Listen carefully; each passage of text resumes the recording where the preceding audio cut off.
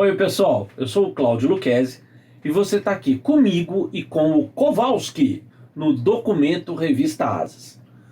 Todas as grandes batalhas trazem dentro da sua história uma infinidade de outras histórias, muitas vezes realmente apaixonantes e surpreendentes. A que a gente vai ver aqui é relacionada ao couraçado de bolso alemão Admiral Graf Spee, cuja saga foi o primeiro grande drama no mar da Segunda Guerra Mundial. Uma história que mistura espionagem, diplomacia, aviação e o Brasil. Quer conhecer isso? Então vem comigo!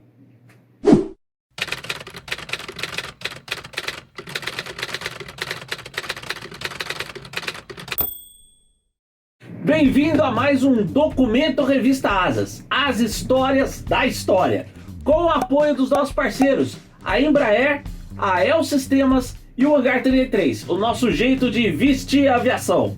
Bom, não deixa aí, né, de se inscrever no canal, ativa as notificações e curte o nosso vídeo, ok? Não é preciso ser nenhum grande interessado em guerra naval para se ter ouvido falar ou se conhecer mesmo a saga do Graf Spee. Pelo contrário, com a propaganda que esse episódio ganhou pelas ondas da BBC já durante a guerra, naquele início, né, da Segunda Guerra Mundial, eu até arrisco que esse episódio é até hoje um dos mais populares da luta no Atlântico. De um lado estava a então mais poderosa força naval do planeta, a Royal Navy, a Marinha Britânica. E do outro, um moderno e solitário cruzador pesado, o Admiral Graf Spee, que era um navio símbolo da nova marinha alemã, a Kriegsmarine de Hitler. Vamos relembrar aqui uma coisa, né? Quando começou a Segunda Guerra Mundial, em 1º de setembro de 1939, a Kriegsmarine estava ainda no início de um ambicioso programa de construção naval, o Plano Z, que na verdade previa uma frota de superfície capaz de encarar a dona dos mares, a Royal Navy, ali por 1945.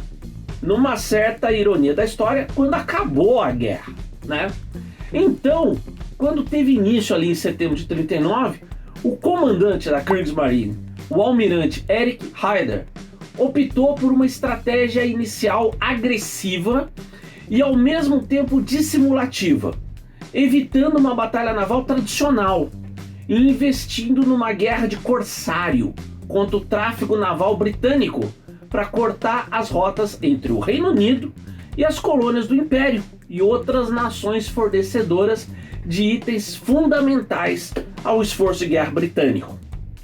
Desse jeito, antes ainda da confirmação do estado de guerra, já tinham zarpado e ido para pontos de espera no Atlântico os cruzadores pesados Graf Spee e o Deutschland, que assim que receberam ordens, iniciaram as suas operações solitárias contra as linhas mercantes britânicas. Desse jeito, para o Graf Spee, a guerra começou em 3 de setembro. O navio, novinho em folha, estava sob o comando do jovem capitão de mar Hans Langsdorff, de apenas 45 anos, mas que já tinha a reputação de ser um dos mais promissores comandantes da Kriegsmarine. O cruzador seguiu para o Atlântico Sul, atuando ali e por um período muito breve próximo de Madagascar, no Índico, entre fim de setembro e início de dezembro. Ele afundou 9 navios mercantes e capturou outros 2. É óbvio que a Royal Navy tinha previsto esse tipo de estratégia, né?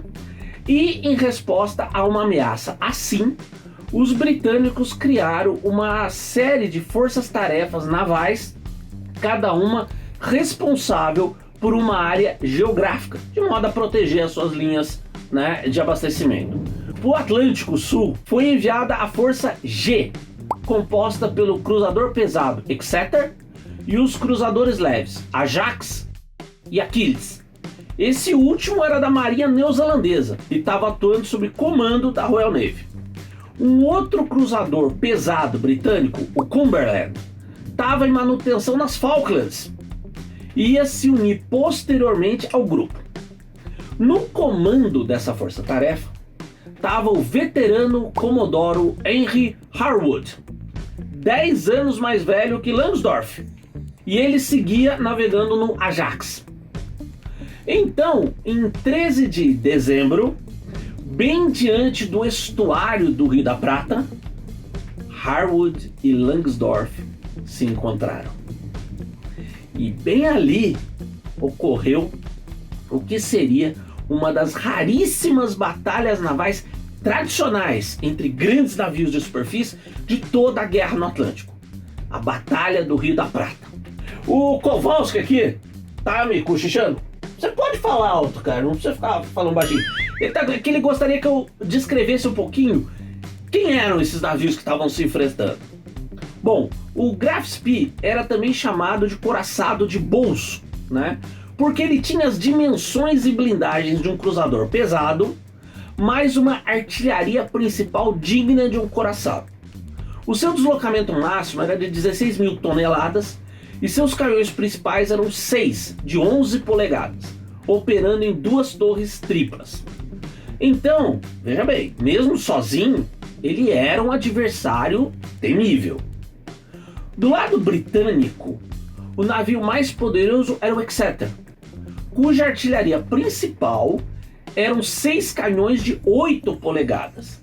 E ele era bem menor que o alemão, tá? Ele deslocava cerca de 10.500 toneladas. Menores ainda eram o Ajax e o Achilles, os dois da mesma classe, cada um deslocando 9.700 toneladas no máximo e com 8 canhões de 6 polegadas em 4 torres duplas, como armamento principal. A batalha que aconteceu foi feroz e, como muitas batalhas navais, acabou sem ter um vencedor inquestionável. O Exeter foi praticamente posto fora de combate, tá? Com 61 tripulantes mortos. Já o Ajax teve 2 das suas 4 torres principais destruídas e 7 tripulantes mortos. Dos navios de Harwood, só o Achilles saiu ainda com boas condições de combate. Bom, de primeira olhada, então, até parecia que o Graf Spee podia ser considerado um vencedor, tá? Apesar de ter 36 homens mortos e diversos danos na sua artilharia secundária e antiaérea, o seu poder de fogo principal continuava intacto. Mas... olha, na luta, o navio tinha perdido seu hidroavião de reconhecimento, um Arado 196A1. E um dos disparos de 8 polegadas do Exeter tinha atingido o sistema de processamento de combustível do navio. Então, Langsdorff não se sentia vitorioso. Ao contrário, com os danos sofridos, ele sabia que o seu navio não tinha como retornar diretamente à Alemanha. E não tinha nenhum porto de um país aliado da Alemanha alcançável, tá? Então, no fim do combate, ele deu ordem para o Graf Spee seguir para o porto neutro da capital uruguaia, Montevidéu. Pela Convenção de Haia, o navio de guerra poderia permanecer num porto neutro por, no máximo, 72 horas. Passado isso, ele tinha que ou zarpar ou deveria ser desarmado e a sua tripulação internada. E não dava para consertar o Graf Spee em 72 horas. E aí os britânicos atacaram com a propaganda. Montevidéu foi inundada de notícias alarmantes para os alemães. Bem ali na saída do Rio da Prata se reunia uma armada formidável, com os coraçados Renault e Baron, e também o francês Dunkerque, navios com canhões de 15 polegadas. E também havia um porta-aviões, o Ark Royal, apinhado de aerotorpedeiros Swordfish. Não tinha como o Graf Spee se esquivar de uma força assim. Para Langsdorff e os seus oficiais, como saber se isso era verdade? Se pelo menos, o hidroavião Arado não tivesse sido destruído. E aí entra um voo comercial muito estranho. No dia seguinte à batalha, 14 de dezembro, o Ajax e o Acceptor registraram o sobrevoo na sua área, o sobrevoo sobre esses navios, de um quadrimotor alemão Focke-Wulf FW-200 Condor. Com seus 4 motores e um design muito moderno e aerodinâmico, o Condor era inconfundível. Mas, apesar de alguns Condor já servirem como transportes na Luftwaffe, a Força Aérea Alemã, a sua versão de patrulha marítima de longo alcance e ataque naval ainda não estava operacional. E além disso, de jeito nenhum, a Luftwaffe tinha alguma base que permitisse alcance para que um dos seus Condor chegasse até diante do Rio da Prata. Então o que estava rolando? Bom, acontece que aqui mesmo na América do Sul tinha um operador de Condor, um único. A Companhia Aérea Brasileira Sindicato Condor, criada com incentivo alemão e que em junho e julho daquele mesmo ano de 1939, antes de começar a guerra, tinha recebido 2 Condor civis, que foram batizados de Abaitará, com a matrícula PP-CBI, e Arumani, o PP-CBJ. Colocados em serviço, era exatamente eles que faziam a rota Rio de Janeiro-Buenos Aires, com escalas em São Paulo e Porto Alegre. O adido militar britânico em Montevidéu recebeu o alerta dos navios e questionou a embaixada do Brasil. Teria um dos 2 Condor brasileiros feito um desvio para bisbilhotar a frota britânica? As autoridades brasileiras pediram explicação ao Sindicato Condor. E a resposta é que um dos seus FW-200 tinha feito um simples voo de testes naquela data, decolando do aeroporto argentino de Quilmes. Mas os britânicos não engoliram essa história e fizeram um protesto formal ao governo argentino. Afinal, o Condor brasileiro tinha decolado de um dos seus aeroportos, Bom, nenhum governo na região, naquele momento, queria acabar envolvido naquela que ainda era uma guerra de europeus, Então os argentinos se apressaram em satisfazer os britânicos, exigindo do sindicato Condor que qualquer novo voo de testes levasse observadores técnicos argentinos a bordo. E nisso foram se completando aquelas 72 horas de Langsdorff. E ele ainda sem informações confiáveis para tomar sua decisão. Haveria ou não mesmo uma armada poderosa à sua espera? Coincidência ou não, você decide. No dia 15, o Sindicato Condor solicitou um novo voo de checagem com um dos Condor, que estava na Argentina. A companhia alegou que era uma exigência do governo brasileiro para certificar a rota.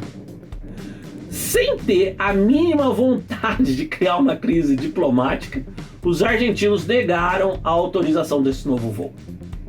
Nenhum Condor voltaria a sobrevoar os navios da Royal Navy ali. Se o tivessem feito naquele dia 15, fatídico, talvez pudessem reportar que não havia nenhum coraçado, nem sinal de um porta-aviões. Na verdade, à espera do Graf Spee, estavam apenas o Cumberland e os cansados Ajax e Achilles. E só. Mas Langsdorff nunca ia saber disso. Convencido de uma grande armada inimiga à sua espera, com o prazo esgotado, ele deu ordem de se afundar o grande navio com cargas explosivas, o que aconteceu pouco depois das 20 horas de 18 de dezembro de 1939. E o Graf Spee afundou nas águas rasas e lodosas diante do porto de Montevidéu. Entre a sua tripulação e o navio, enfurecendo Hitler, ele tinha escolhido a vida dos seus homens. Pouco depois, no dia 20, na suíte de um hotel em Buenos Aires, Langsdorff se suicidou. Cara, que história é essa, não é? Fala a verdade. Você sabia da participação dos Condor brasileiros no destino do Graf Spee? Pois é, você assistiu aqui e descobriu aqui no canal da Revista Asas. Não deixa de dar a sua curtida, se inscrever e fazer seus comentários e sugestões.